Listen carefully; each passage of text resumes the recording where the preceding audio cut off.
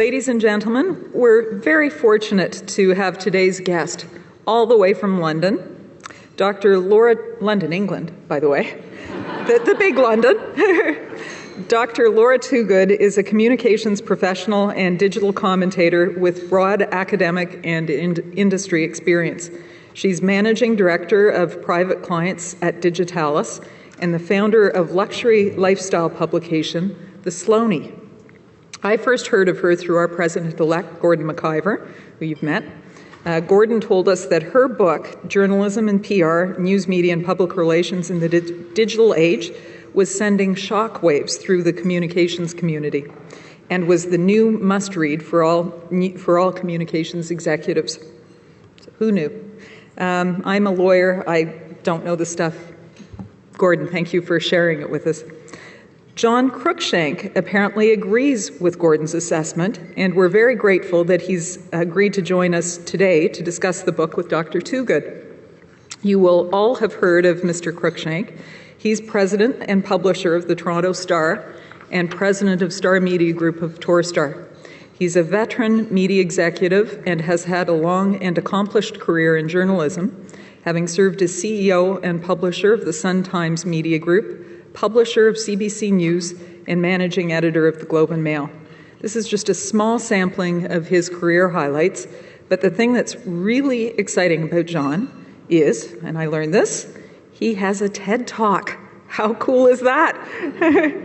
Not just any TED Talk, but one that is directly on point today, the threat to democracy posed by an increasingly technologically distracted public. So, ladies and gentlemen, please join me in welcoming Laura Toogood and John Cruickshank to our podium. There's a stair up here, Laura, if it's easier to need a hand. Okay.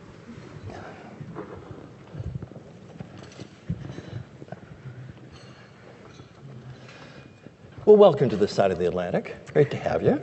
Thank you, John. This is the book, Journalism and PR. There you go. News media and public relations in the digital age. Laura, you and John Lloyd are authors. Tell us a little bit about the background to the book. Why did you write it? So I wrote it with John Lloyd, as you said, who's the co-author, and John has won many awards as a journalist, and he's currently a contributing editor to the Financial Times. Meanwhile, my background is very much in technology and the digital revolution and online communications, and that's where I was doing a lot of academic work, and also increasingly more so some work in the business space with Digitalis Reputation. And John and I got our heads together about both industries, journalism and PR, and we figured that they are changing dramatically. Journalism is experiencing crisis times, PR is growing and growing in strength. And there wasn't a huge amount of academic work out there or literature about the change and why it was happening and where it's really going. So with the Reuters Institute for the Study of Journalism at the University of Oxford, we set about coming up with an idea of potentially actually an academic paper to start with. So, a small piece of work. But as is with these things, we interviewed lots and lots of people from the PR industry, the journalism world, and it gathered momentum and grew and grew and grew. And 18 months later, we had a book to release, and that's why obviously I'm here today. Tremendous. Now, a subtitle might be The Rise and Fall of Journalism and the Rise of Public Relations. Mm-hmm. All right? Give us a little bit of the history. Mm-hmm. Yeah, I suppose we're in a world now where technology is changing so many industries, particularly with journalism and PR. If we rewind 10, 20 years, journalism really did have the upper hand. PR executives were writing their press releases, trying to go for coffee and lunches with journalists in sort of the event that they would potentially get their brand or the person that they're representing onto the radar of the journalist. But ultimately, the journalist was the person who had the power. And because it was a case of communicating in an audience of, one to many, and there was relatively limited reciprocal dialogue from readers. So the power was with journalism.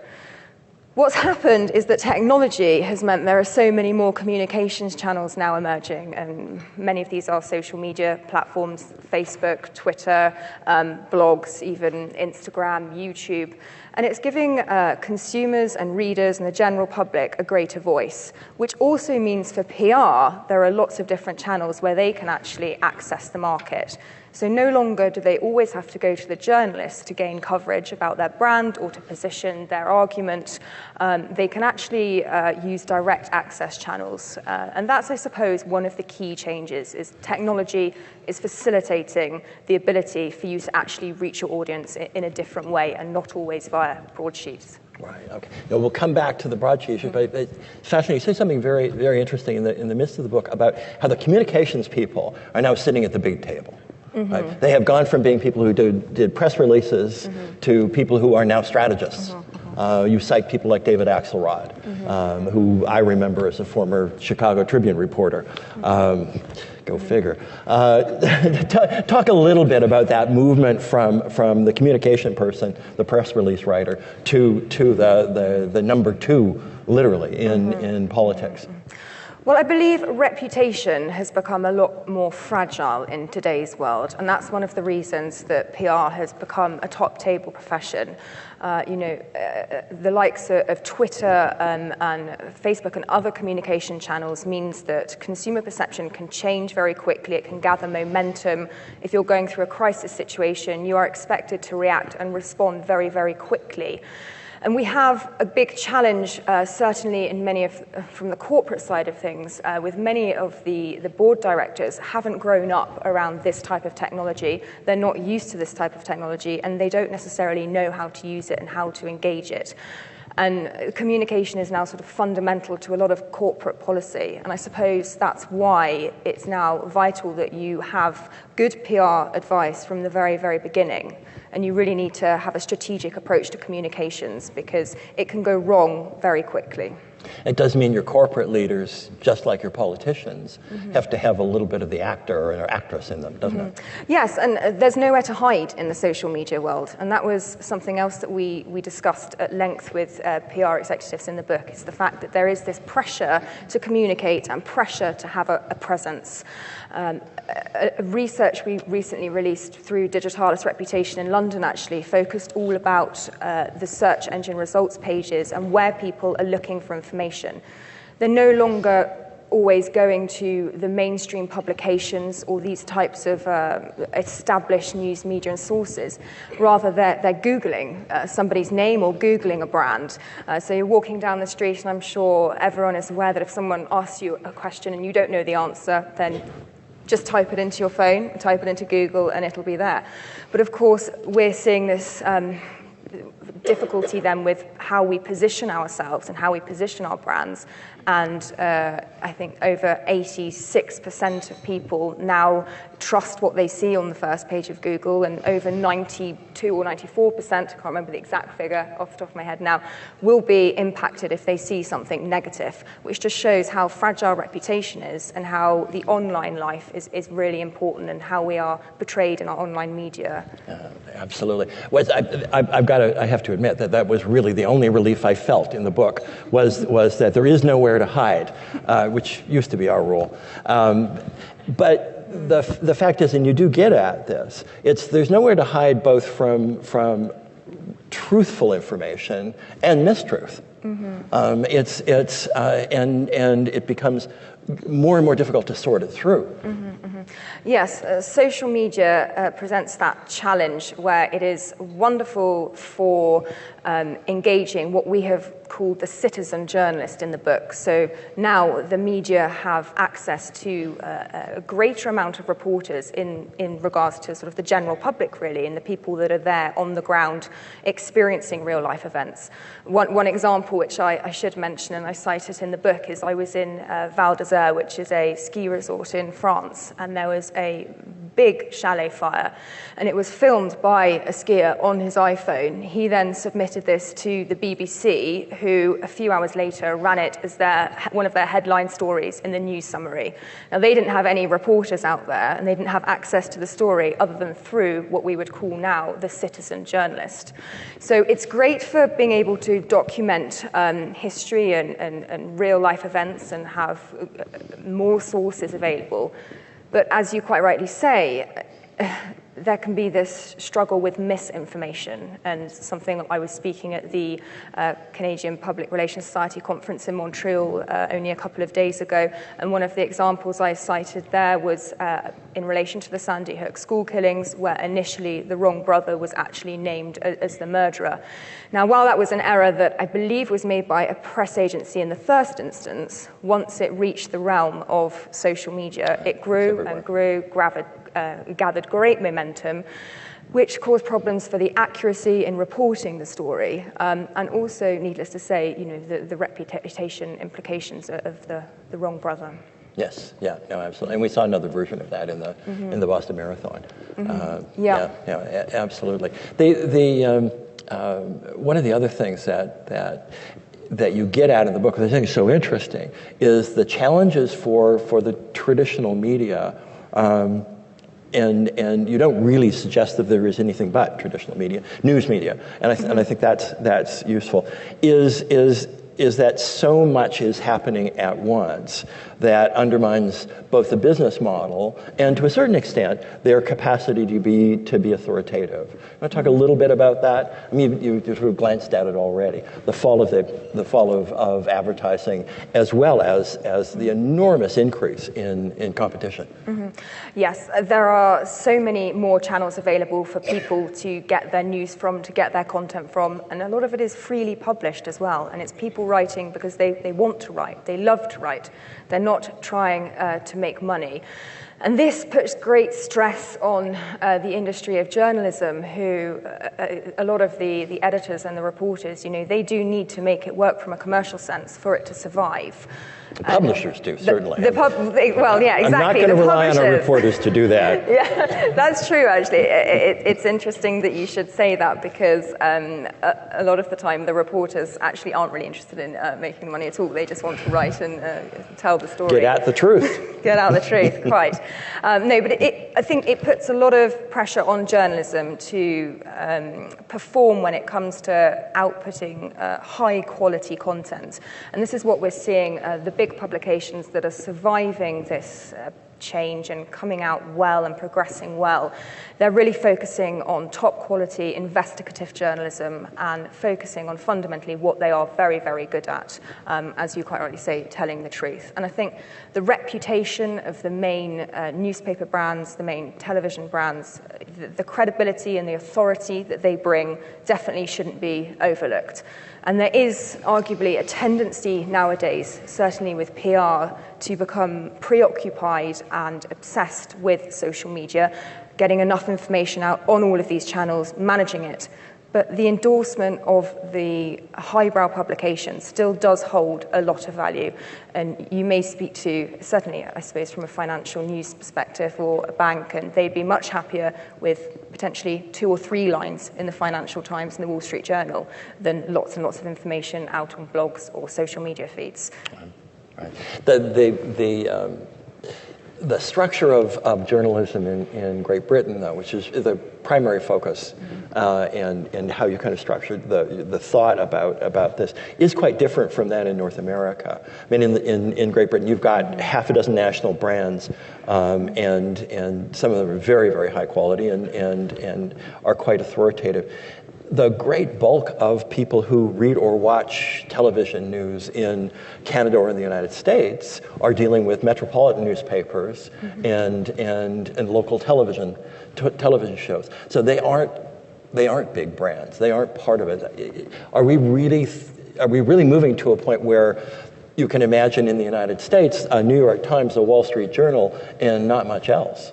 Potentially, like I say, although the mainstream publications do have a great reputation and they do shine through and they can often be considered a leading light in what is a crowded space, one of the advantages of the digital revolution is it has given the opportunity for new sites and new domains and new voices to garner more attention. So, for example, the Huffington Post, has now become a very creditable site for news, and that started as a free media domain and still, is basically running on the blogging material.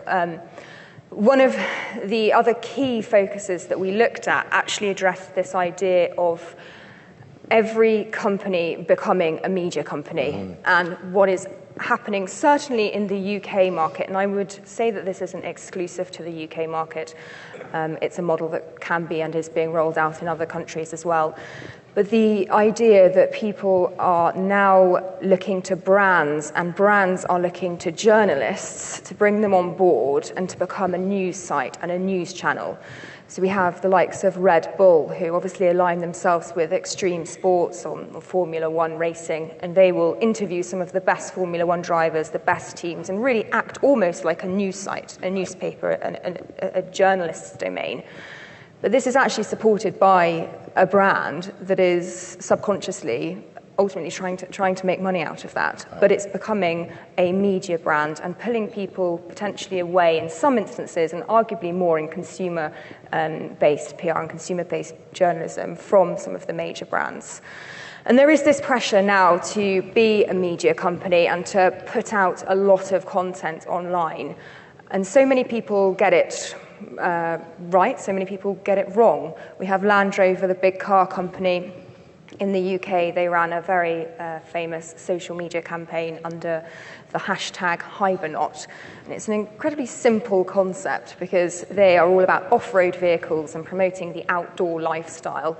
And what they were doing was encouraging their social media community members to go out and take a photograph of them embracing winter. So rather than hibernating, the idea is to hibernate. And the key here is also, I suppose, to make your own word up as well, so you can really own it.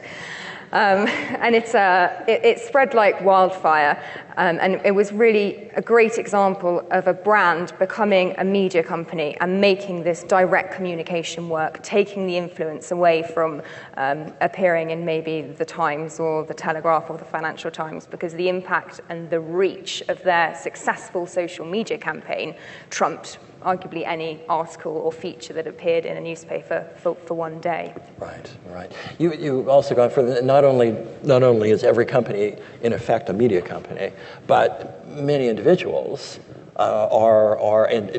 create great value for themselves by being their own brand, and that PR professionals now deal not just with media corporations, but also have to deal with brands within, human brands within media corporations. Yeah, there's 2 points maybe I should touch on here that were interesting, in the sense that increasingly we're now thinking, when it comes to reputation and positioning and branding, it's one reputation and one brand. It's not about the personal brand and the corporate brand. It is about the individual as much as it is about the company.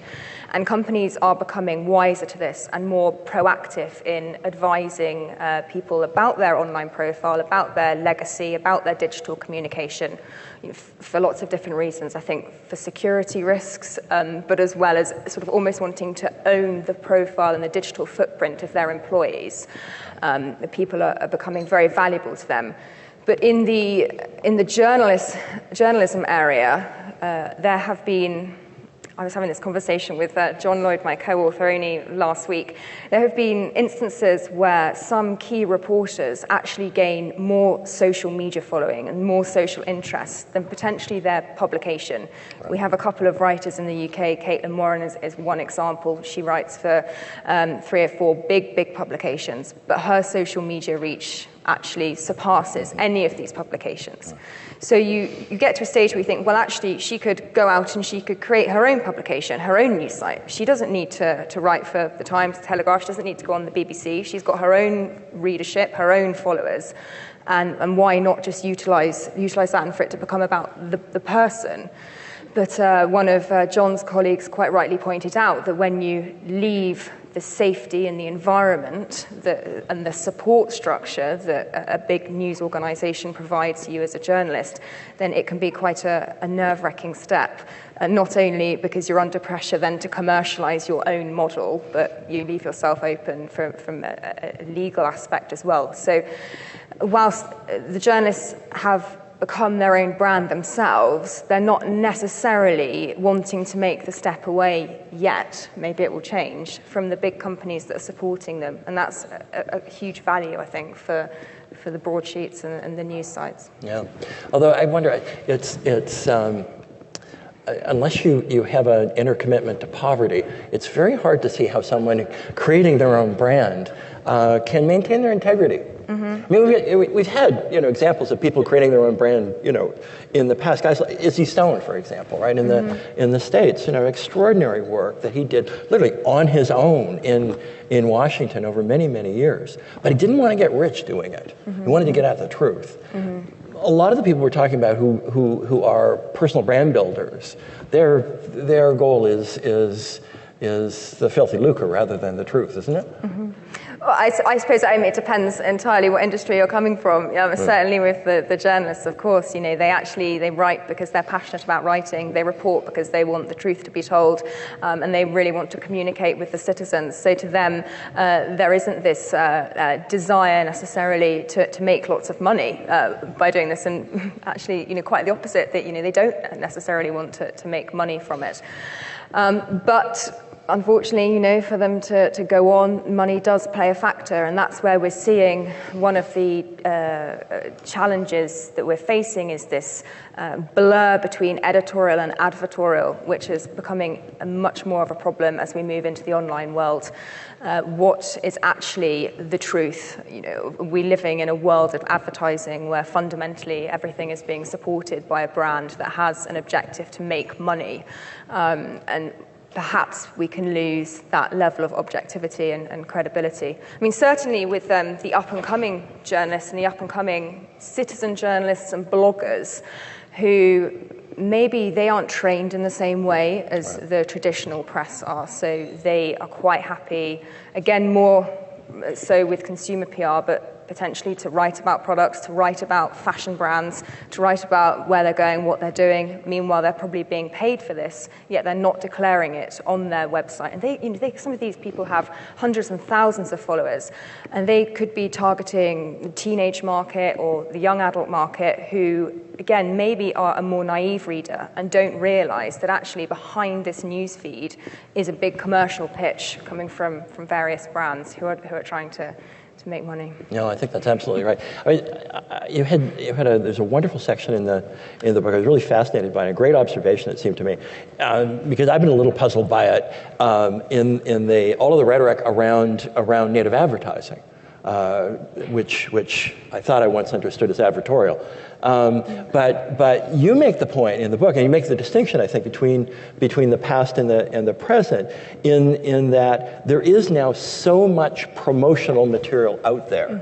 There's so much spin in all of our lives, some truth-based, some not, that marketers are now looking for places of authority to associate themselves with, and that I think the point that you were trying to make is that that's the reason the native advertising is now so attractive, because it is nestled up against the truth, or a place that has a reputation for seeking the truth. I think PR practitioners have been very quick to recognize this opportunity, to push their products, their brands, whoever they're representing, through this blur of editorial and advertorial. And it's been going on now for some time. But as you quite rightly point out, there is a little bit of a backlash against it, because people ultimately are starting to ignore, some of this content. If they're putting content out there and they know that somebody is endorsing it because they're getting paid, and perhaps they're not even declaring that they're getting paid, then it loses the value in the PR placement in the first instance, because the consumer is going to be wise to that. And perhaps what we're seeing is more of a move towards looking for the truth and a pushback in the online media world against this sort of saturation of marketing content and advertising. And that's where ultimately journalism will triumph as an industry, because if they stick to the values and the morals of providing objective, high-quality, truthful content, then that's what the readers are looking for in the first instance. I think that's an optimist view of it, and I hope you're right. And I actually, there are some times of the day that I believe you're right. But it is fascinating to me that isn't there a bit of a paradox in pushing native or the push, and completely understandable, for native advertising to sit with highly credible titles, because in the end, mightn't it not undermine those titles? Could we get to the point where there is no authority? Perhaps we could. That's the pessimist side. Yeah, the counter-argument is, I completely agree with you. How can we make the model work from a commercial perspective, from a financial perspective? How can journalism survive without having the support and the convergence that we're seeing with the advertising and the PR model? And I think really at the moment it's still quite a muddled area. We don't know where it's going, apart from there is definitely a trend towards the highly specialized publications, the targeted audiences, this idea of the Mail Online, is very well known in the UK, but I'm sure Mail Online, having now come outside and tackled the American market and had an online model that has been very successful, is a good example of a publication that's just trying to get as many readers as possible. It's using a lot of SEO, search engine optimization. It's making sure that its websites are picked up in lots of different territories with local content, celebrity content attracting readers. And for a long time, I think people thought this push towards extended reach was the answer for journalism. And, that's how it was going to survive, was to reach as many people as possible. But it's my view that actually now the paid for, the sponsored, the paywall protected content is going to triumph over that, because now when we start to live in an environment where it becomes the norm to pay for high quality content, then that's where people are going to move towards.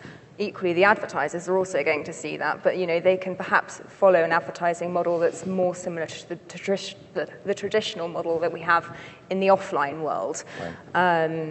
And I think the key for the survival is the specialist publications with the high quality news, and arguably a smaller, condensed following will work. Fascinating. Yeah, I have been concerned whenever I look at the Daily Mail that at some point they're going to run out of starlets in swimsuits, right? And their readership is going to totally crash, right? Because there's not much else going on there.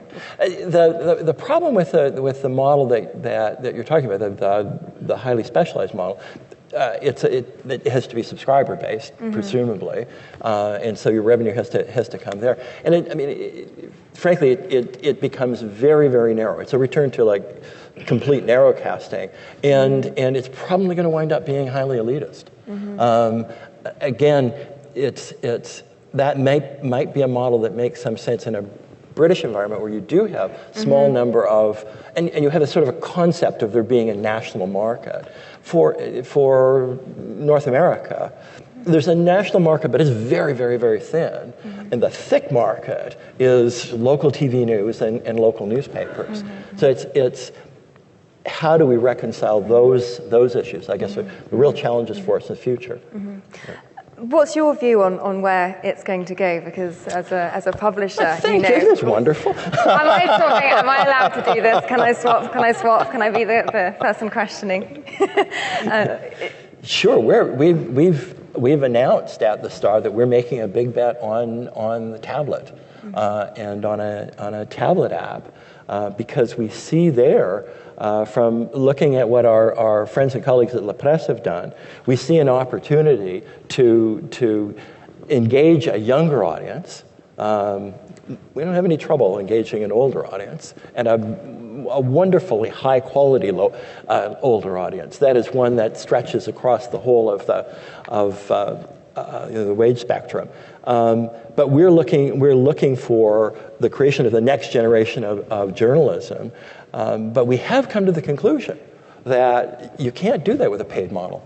Not if you want to get a real substantial chunk of the market. And we do because we think that you've got to have an engaged citizenry to actually run a democracy. So you've got to have a lot of people there. And so we've been very lucky. Our company has put a lot of resources and tremendous enthusiasm behind this push. So that for us is the next thing. One of the key problems actually is as soon as you go behind a paywall and it becomes a subscription model, because there is so much content out there that's freely available and some very good quality content out there, you lose the reader, and the reader goes to what they can have for free because they think, well, why am I going to pay for this?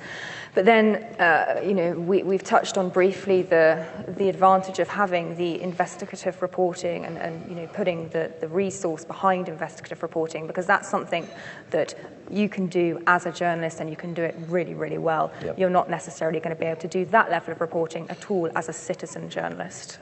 You're not prepared to operate the same way. So arguably, I suppose people will be attracted to the brand based on the fact that you're producing the quality.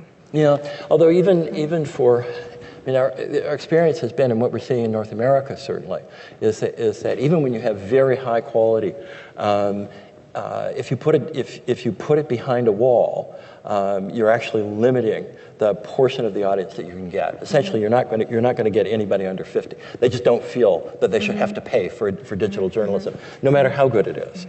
And that's partly because of social media, the way Yes. the consumption habits are changing.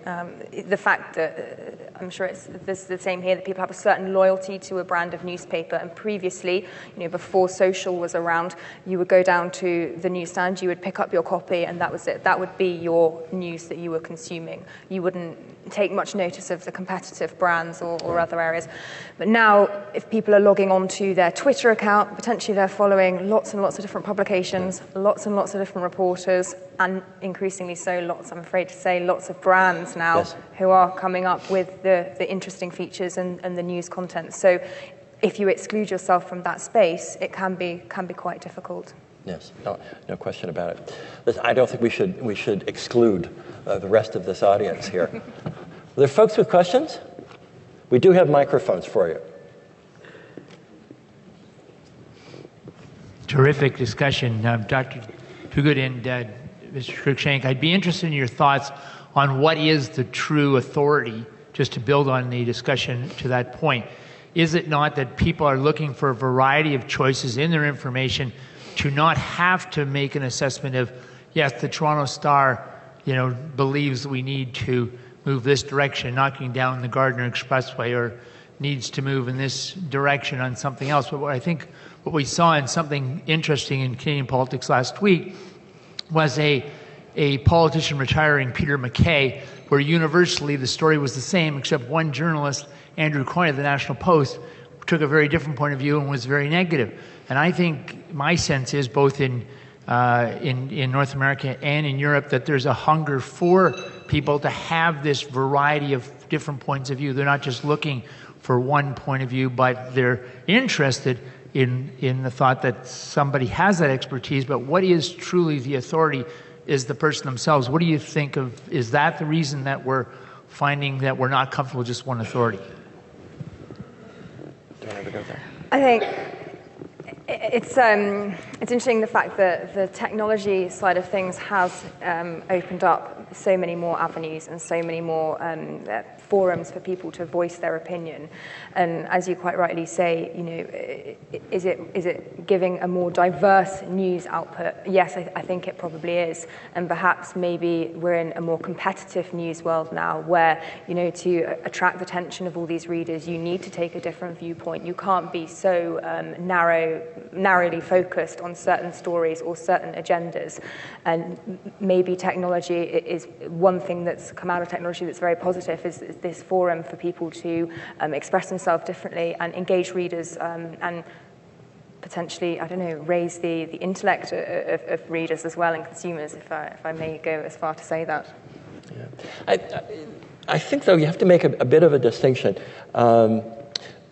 because I think what we've discovered is that there's a small percentage of people who are interested in the point of view of a news organization, right? And it's absolutely vital to the identity of the brand, but it's not what builds a very broad audience. What builds a very broad audience, I think, is a very diverse agenda, and one that is both useful and, to some extent, entertaining and engaging. Right? I think it has to be all those things, and clearly at this point, news organizations are going to have to do that with a multimedia approach, which is why we've found on the tablet an opportunity inside an app, inside a closed app, to bring to bear all of the tools that are now available to us to try and engage, entertain, delight, and inform. But I think the challenge from the social side is it's to have that certain small group of people who are going to choose the 6 best websites in the world to read every day. And it's a very, very small group.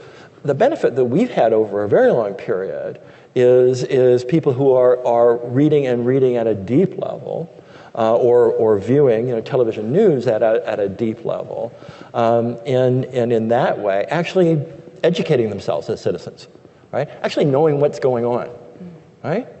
Knowing who the mayor is, being able to tell you where Syria is on a map, those kinds of things, and that's what we risk losing, it seems to me, unless there is a more deeply engaged readership or viewership in the news for the future. Does that ring with you? I think something else that I just thought that could be worth mentioning here is the fact that the reader has become a lot more mobile.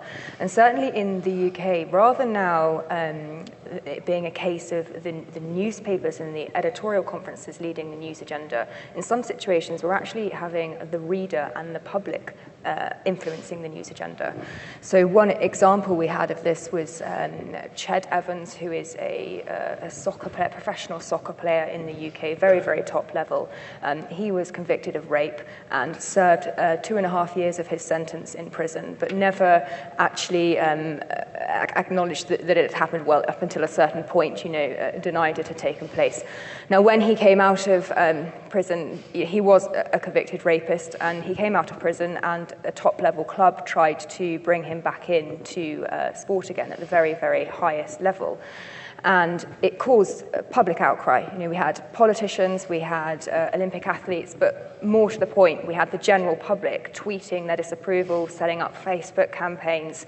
And it was a situation where the news story, it ran and ran and ran. It ran for days and days on end, even into weeks. And it's all because social media sort of mobilized the reader. So the journalists, when they're looking at what's going on in the world, what matters to citizens, they can see it very clearly. And it gives them a much better ability to gauge public opinion. And what we have now is an environment where, in some cases, and I'm not sure if you'd agree with this, it can be led by the reader, the news agenda.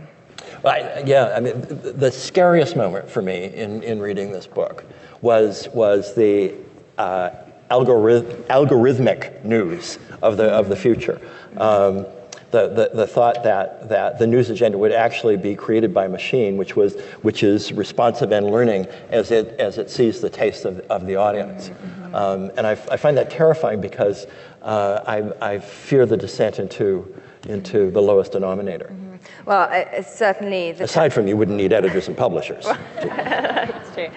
No, the technical side of online media and reputation management is, I do a lot of work in that area at the moment. We're moving towards sort of the cyber era and how privacy is so valuable for many, many clients, individuals. So when I first started working in this industry, it was all about social media. Let's get the message out there. Let's put content out there. Let's talk. Let's engage. And 5, 6, 7 years later, people are suddenly thinking, whoa, there is a lot of information out there about me, about my company. How do I control this? How do I manage it? How do I maintain some level of privacy? Or am I forced into the spotlight and forced into communicating all the time?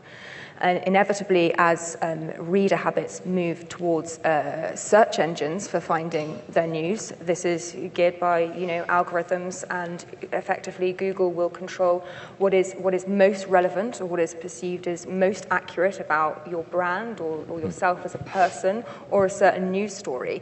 And it can be based on a whole host of factors, the amount of keywords that are mentioned in an article, the amount of inbound links, the amount of social shares, but it's all, algorithms, it's all data, and before we know it, we're moving into an era where, as I often say, is if you don't manage your reputation or your company's reputation, then a search engine is going to do it for you, and a computer is going to do it for you, basically. Yeah. And one of the interesting things, if you leave it up to the algorithm, you leave it up to the computer, they will make decisions that are based on a kind of reasonability or reason that may be really damaging. I think in the middle, these folks will know, but we had a mayor in the city until recently who had a drug and alcohol problem, which was something that we raised repeatedly in the Toronto Star. Our reporters had even seen a tape of him snorting with his brothers, and had let people know. But it was fascinating. I mean, we broke that story, and there was tremendous backlash and a very well-organized campaign against us. And we actually did some polling with our own readers in the middle of that, and more than 50% said they didn't believe our story. And at that point, you think, okay, would you throw the hand in? But of course you can't. I'm afraid the algorithm might say, okay, well, let's go on to, Miss Brazil. I mean, whatever, right? Yeah. The next step. Yeah. We stuck it out, and eventually, as it turned out, we were vindicated. You don't get vindicated in every circumstance, but you still have to have that deeper commitment to the truth. Yeah. Exactly, and the legacy of the online footprint is a real concern for many at the moment. What's to say what story is most relevant to an individual when I'm dealing with private clients, particularly a digitalis reputation. They may have been engaged in media activity for 4, 5, 6 years. An article that's 5 years old may rank number 1 or 2 for their name, yet it could be a completely negative article. It could be factually incorrect, but when people Google that person, that's what they're seeing. And this online footprint is a real concern, especially when you move away and, as you say, take away the human element and the human control or interaction. Yeah, fascinating. Other questions? Yes, ma'am. Thank you. My sense is that people are curating all of this vast information by drilling down vertically into silos of interest, and they're not reading as broadly as they were when they were reading in print. I'd like your comments on that. So they're not reading as broadly? As broadly as when they were actually going through a print publication. And yes, I mean, well, it's difficult to know. I think I think the fact is that social media has changed the way people are consuming their news. Whether they're not reading as broadly, I'm not sure, but they're certainly probably not reading as extensively. And I mean that by when you're working with platforms such as Twitter, where it's 140 characters or less, and that's your news bite for the day, and it's being continuously updated. So yes, you're getting very cutting edge and progressive news updates, and you know what's going on, and you can engage it. But there is something to be said for losing that ability to read a 2,000-word feature or 1,000-word feature that's very, very in-depth and tackles the debate. And this is this whole concept around whether the digital age is actually dumbing down news and changing the way that we consume it. And there is an argument that is taking place, and we see it with, as you talking about with the Mail Online, who, yes, that is a newspaper that does play a role in tackling very, very serious issues, certain political issues, the criminal reporting, whatever it may be. But online, they've got a model where the entire right-hand side of the page, I think if you could scroll and scroll and scroll for ages, it's all about bikinis, it's all about photographs, it's all about lifting tweets from celebrities' accounts. And it's quite sort of a contradiction, really, when you see that next to what is a very, very serious news story. And probably even more worrying when you look at how many people are clicking on the pictures of the celebrities in the bikinis compared to the people clicking on the in-depth features. I think physically, the gestalt of a newspaper, and we feel like we're rediscovering it with a tablet, is so very different than the way in which the website leads you to drill down. But certainly, the other thing we do know, although the information is also sketchy, but what we do know, both in Canada and the United States, and in most developed countries, is that young people say they need the news today at a rate of about half of what their grandparents said. And they're spending about half, that they say, self-reporting, spending about half the time that their grandparents did. And of course, they're voting at even less than half the rate that their grandparents did. We've lost breadth and depth. and that may be down to the fact now that as we see a move away from the traditional print press, people aren't, necessarily the younger generation aren't going and buying their broadsheet newspaper and spending Sunday morning or all of Sunday reading it. They don't have so much of an affinity to the actual print publication. Instead, they flick through their Twitter very, very quickly and get all of their news update, and therefore they feel like they're educated about certain issues. It's a different type of consumption because arguably, if we go back to just reading the detailed analysis that you would see in a broadsheet newspaper, yes, you've got a comprehensive understanding of the issues, but it's not as up to date as the Twitter community are and the Twitter user. So it's different, but we're certainly losing that feel maybe for the spending all Sunday really breaking down into the issues, and it's all about a fast, rapid society, and that's, I'm afraid, the world that we're living in now. I think we're getting the hook. Any other? I don't mean to cut off questions. One, please. Yep. Great information and great investigative reporting on our former mayor. I told Michael Cook at the time, I believe you, keep going. My question is, my 12-year-old son came up to me the other day and said that he had monetized his YouTube site, that he has 222 subscribers, and he had made some video for Minecraft that had 17,000 views. And he just received his first paycheck last month for $10 from YouTube. So it makes me think, how do we kind of prepare the Could I get his name at the end of the okay. I haven't let him use his name yet. He's got his production company since he was 9. But anyway, I want to know how we can engage these young people who are our future voters and our future readers and all this, to kind of think about education. How can we make them want to go to that next step? And how will the digital arena play into how they are educated moving forward? Because if they're doing that at 12, I mean, I got my first email at 24, so it makes me wonder. children's use of technology. It's an area that I do quite a bit of work in, and I have to say it's a frightening world. I think, to grow up in now, to have all of your social networks online, all of the vulnerabilities that brings with it. We've had a lot of discussion in the UK, and I think as well over in North America about revenge porn, for example, and sexting, and how there are so many threats now in the digital landscape. I think we can't run away from technology. We can't bury our heads in the sand. It's not going to go away. Only a couple of months ago, I had somebody come up to me and say, is this internet thing really staying around?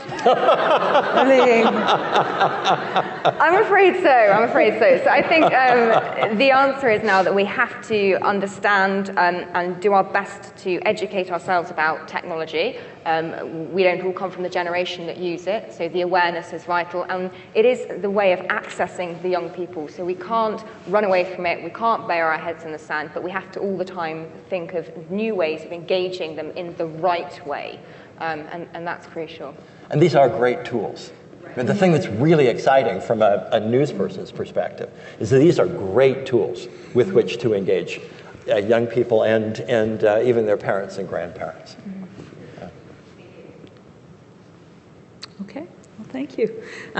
Please welcome Mr. Bruce McLellan to the podium to thank our speakers today.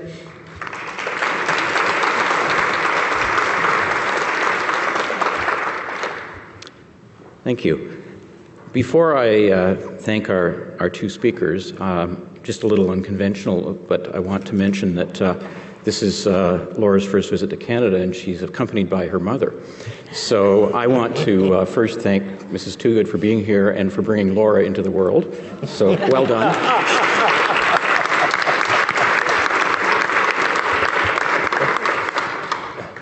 So I was recommended Laura's book several months ago by a colleague in our PR industry, and thoroughly enjoyed reading it.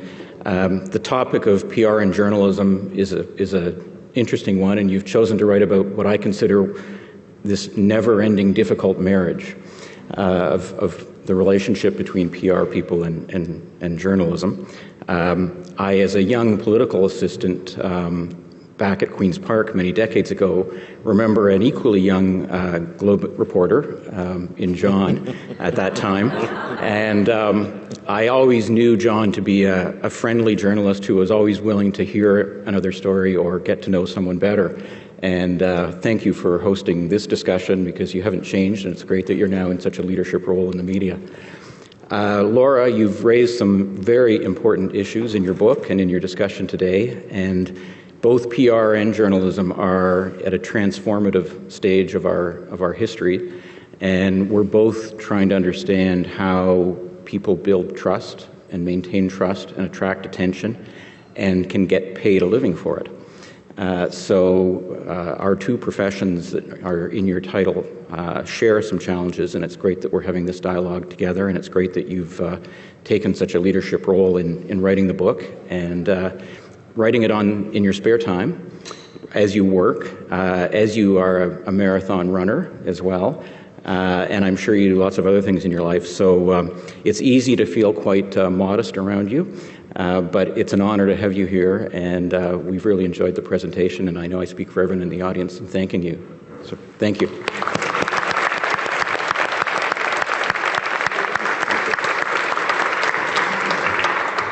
Before we all leave today, I'd like to take a moment to thank our generous sponsors, Environix Communications. I'd also like to thank, the National Post is our print media sponsor.